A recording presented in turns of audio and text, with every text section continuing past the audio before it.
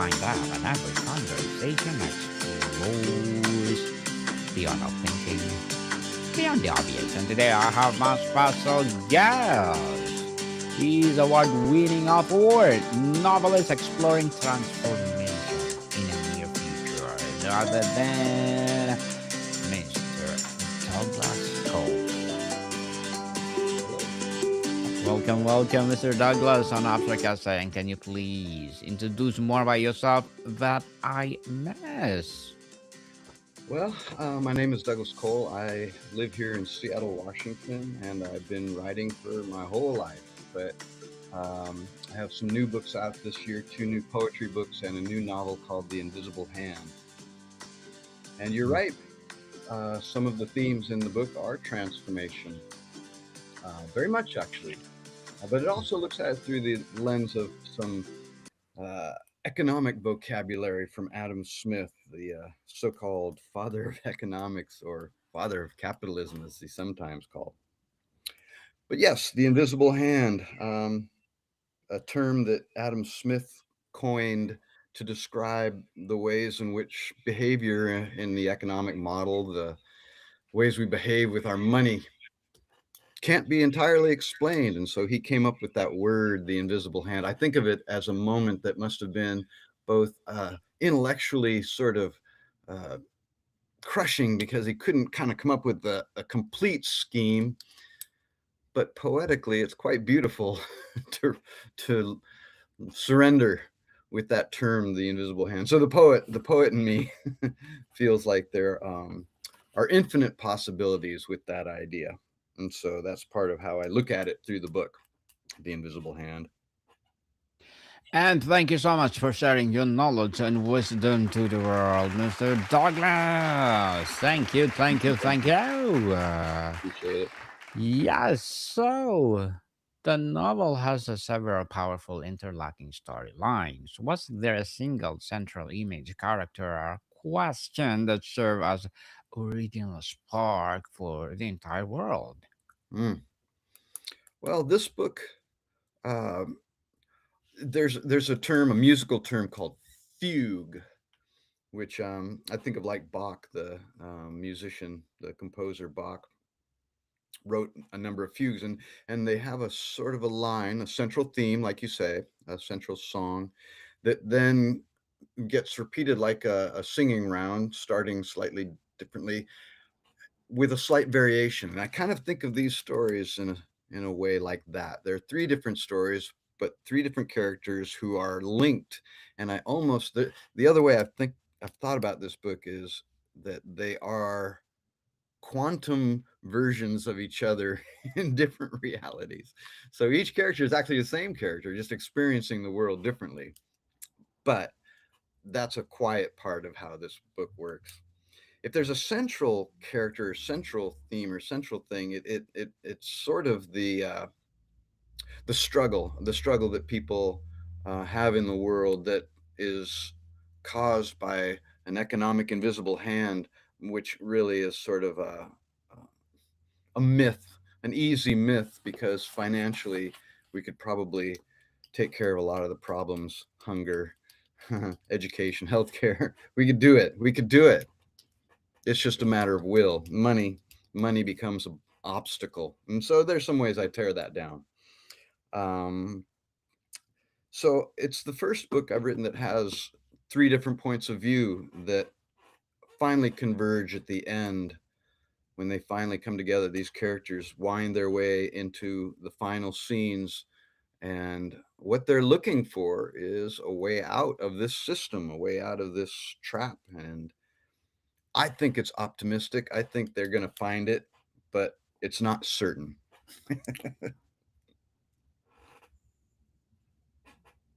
It's not certain, indeed. No, there's No. there's questions. There are questions.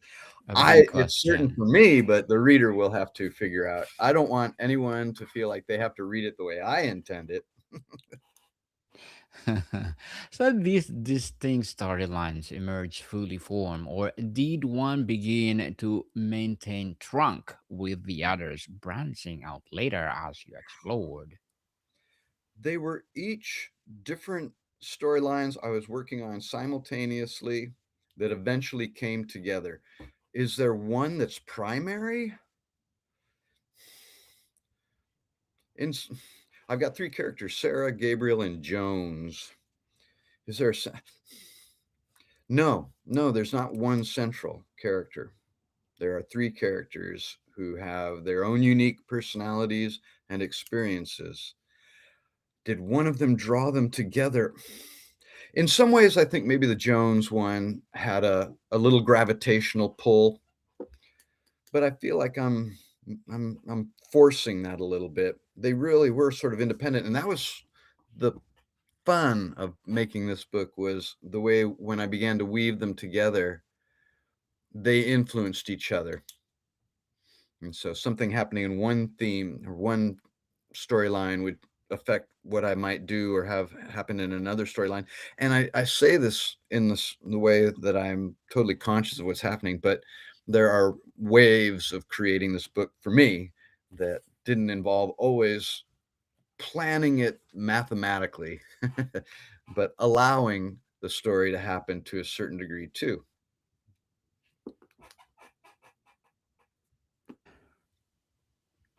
What beyond plot, is there a core theme, emotion, or philosophical question that acted as the gravitational pull, drawing these specific narratives together?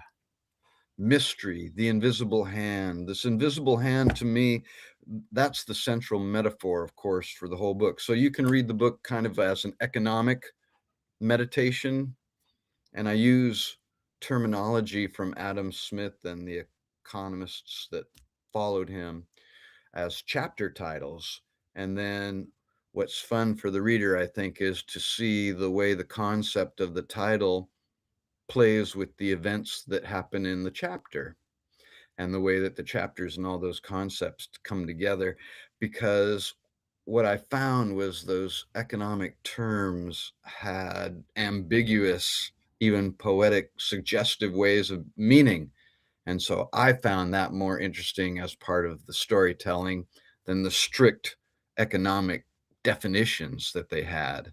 And so this idea of the invisible hand began to take on more weight, and I began to see it more in terms of the ways in which not only is human behavior a mystery, but we have a sense of something guiding or something creating. I think of things like the philosopher Paley's analogy of the watch. You come upon a watch that's sitting in the forest, and you can't find that and look at it and say somebody didn't make it. So, and and um, and I think of the ways in which it remains a mystery, but we keep putting a name on it for whatever has created the reality we're in ourselves too, whether it's a god or, you know, a popular Silicon Valley version today is it's all a program. We're living in a program. And so the invisible hand would be the coders making this world. Anyway, so the invisible hand just becomes sort of the lure, the flashing lure that draws the reader, draws the writer, draws my attention to seek and try to find and pull the curtain aside and catch a glimpse of the wizard. Mr. Douglas, I like that invisible hand. On architecture and weaving, structuring a novel like this is a feat of literary engineering. Did you use specific tools or methods to keep track of timelines, connection, or revelations? Yes, just outlining, and that was actually a kind of fun part of putting this thing together, is that each of the storylines had its sort of own integrity, and then I began to break them up and layer them together. And so when I began to break each individual storyline and put it in together with the other ones, the architecture became a little more complicated, because I wanted sort of a graceful or a musical pacing, so that each sequence kind of has its own natural and not exactly equivalent, but close running time, as each other section. But when I was starting to piece them together, and I mentioned this a little earlier, the fun and the interesting part was the ways in which I had to make changes, or I didn't have to, but they suggested themselves. They call one section tells me how to write another section. And so that was the way that each individual thing, once they began to, like a mosaic, get pieced together, began to change each other. And I felt like that was when it really started to come together so that I could see these three stories as one story. I don't know if that answered your question well, and if there was a mechanism or an architecture. A lot of it was just groping, I just Indeed. clawing my way towards clarity. Indeed, Mr. Douglas. Empowering answer. Yeah. Were, were there any books, films, or other works that inspired you structurally that showed you so powerful braided narrative could be? Yes, indeed. I'm glad you asked me. A book that's been in my mind for years that I've always loved, that's not similar, but kind of opened a little door for me in terms of this. This is not an absolute, unusual structure, but one of the books that stayed with me was a book called Ceremony. It's by a writer by the name of Leslie Marmon Silko, and she's from Pueblo Laguna, Hopi territory down in Arizona, New Mexico. And in her book, she also has different timelines. She has a contemporary narrative, and she's got some traditional storytelling narratives, and they alternate too. But what I really love about her book comes out of the way she describes her cultural understanding of time. And she says, rather than this linear time of the past being way back somewhere and the future being way up somewhere, and we're just walking along a road of it, she said they look at time more like an ocean, so that the past is just floating right under the surface, so that what's past, however long ago or recent, is equally close to you under the surface of the moment of now. And I thought that's a beautiful way to think of time. And I thought that's a beautiful way to think of narrative and relationships of people and the relationships of people in a timeline and a plot. And hers comes out of, deep traditional spiritual experiences and ceremonial practices and such. So I'm not trying to recreate that in any way. That's not my territory. But it's an idea that has relations to other cultures and ideas of narrative too that intrigued me. There's another book by the writer Bruce Chatwin, so it's a little bit secondhand to the cultural references I get. But he writes about the Australian Aboriginal communities and the song lines that they use as partly navigational tools, but storytelling tools. And in both their way of using those song lines, they're like poems. And as you recite them, they give you navigational information to travel across the landscape. But there's another mystical, spiritual quality to those stories too, which is as you tell them, you also create the landscape. This is coming to me from Bruce Chatwin. Aboriginal writers, I have not seen a lot of writing about it. It's, powerful stuff. So Leslie Marmon Silko also talks about that, about how, the storytelling is a part of creation. And so that idea to me has always been a unifying kind of concept for all artists and creators. I think they're all connecting into something sacred, something spiritual, at whatever levels of understanding or specific cultural ways of defining it. I think when we participate in creating, we are participating in something divine. Every moment is a moment of creation. And when we are also creating, we are connecting into that energy. And so that has been a big part of how I think about writing. And, some of these books like Ceremony by Silko, Bruce Chatwin, others have kind of continued to refine that idea for me. Sir Douglas, one of the great pleasure for a reader is discovering the hidden connections. Did you plant all these links for the start or did some surprising connection reveal themselves to you during the writing process? Good question. Very good question. You're a good reader. Um, both, both. When I set out, there are certain things, waypoints, guideposts. I know I'm going to arrive, and there's certain things I know I'm going to weave in. It's fun. It's like being in the kitchen, and I've got certain ingredients I know I'm going to put in. But along the way, I, you know, come up with new things, or in the process, things suggest themselves. The question makes me think of the kind of layers of process. The first, beginning is fairly free, surrender to whatever the language is doing. I have some ideas of a story, and then I just write it. And actually, with these particular characters in The Invisible Hand, I had much less of a direct. I wasn't sure where these were all going to go when I started. The White Field, my first novel, I knew every. I could have written that book not in my sleep. That's dumb, but from beginning to end. I had the picture of the entire story. With The Invisible Hand, much like the spirit of the title, I kind of surrendered to these characters telling me what the stories were going to be. And so it was both. It was a process of having certain plans, certain things I made, and certain, images I wanted to. But then in the writing, like you said, in the writing, what I discovered was, especially once they started to come together, things in one part that I would then want to seed into, or like cooking, put a little bit of the ingredients of one into the other, and then they can link.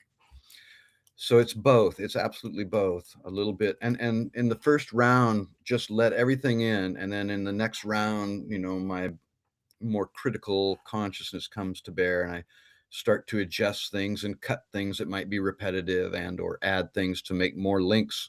And so it gets more conscious as I go, but then I have to also try to fool myself and keep a little of that creative magic awake. So even if I'm seeming to just really construct it and form it and cut it and take much more control over it, I also want to kind of hold back a little bit and allow the creative energies to still be in there. I think of it like music, like the jazz musicians who, um, they play a standard. They've got a song they play, but then they always leave room for improvisation. And so I like to kind of approach that writing process with a similar intent.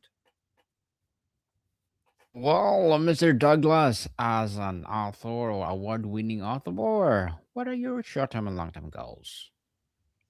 Say that again. What are my what? What are your short term and long term goals? My short term goals, in terms of the books, right now, this year has been doing a little more of this promotion process with the two poetry books and the new novel. So to get this next year, just sort of continuing to find ways to enjoy this process and be creative in this process of promoting the book, talking about the book.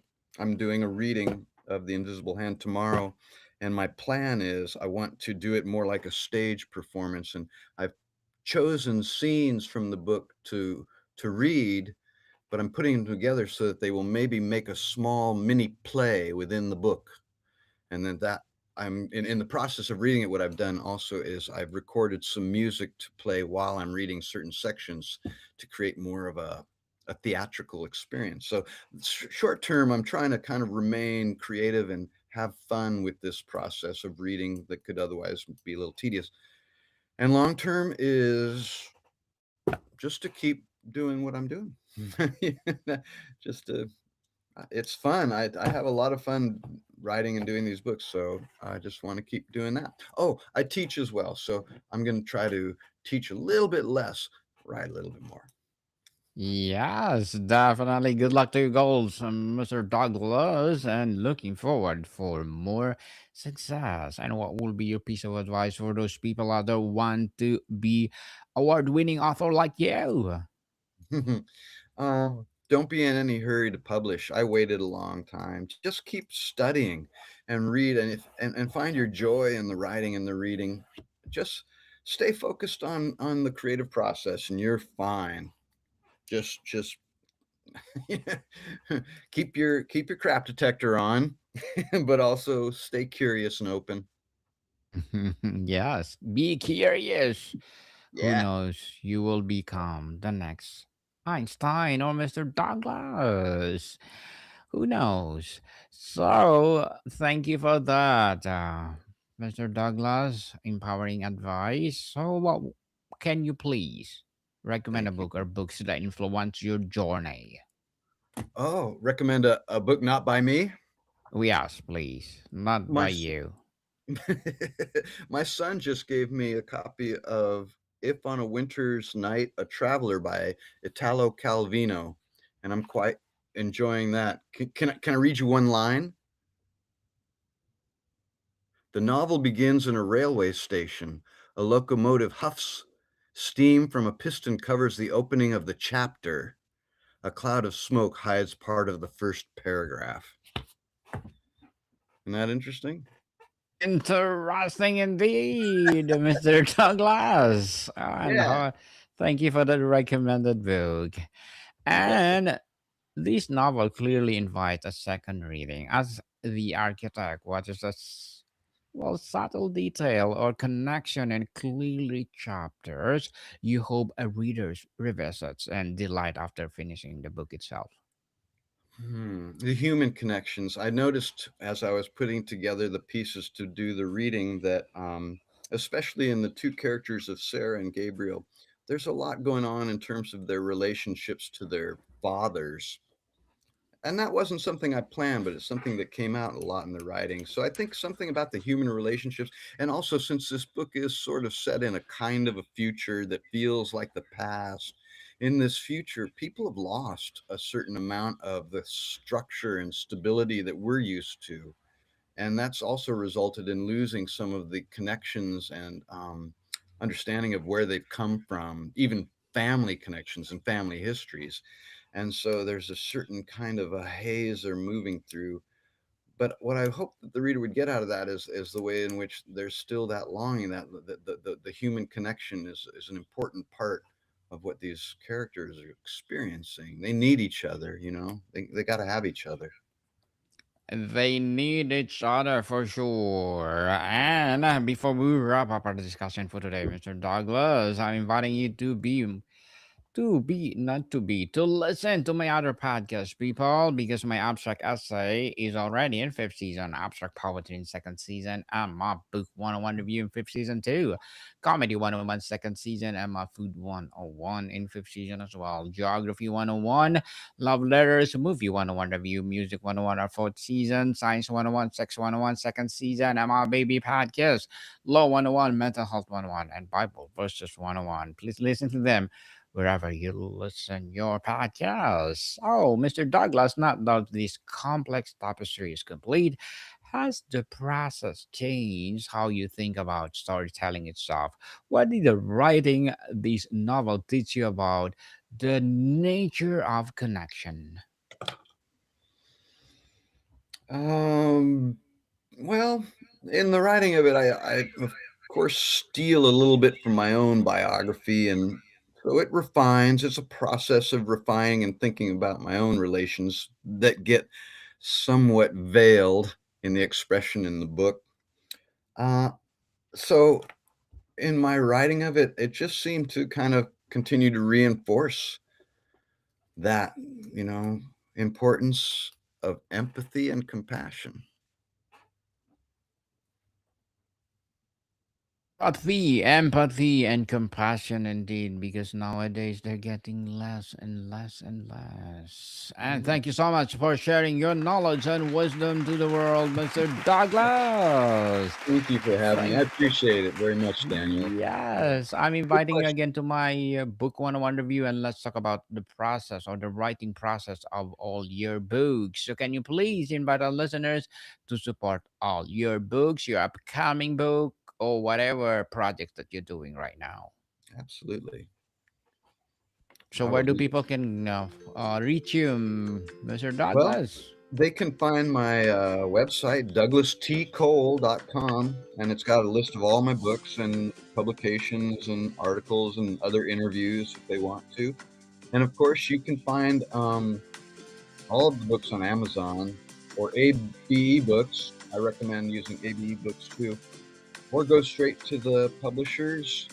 I've got 3 that I'm working with most right now. That's Unsolicited Press, Finishing Line Press, and Seco Press. Yes, people, let's support Mr. Douglas Cole, because if you support him, for sure, more and more empowering books like this to come. So, Mr. Douglas, thank you so much for your time. Thank you. Thank you for having me on your show. Appreciate it. Monica, people, see you soon.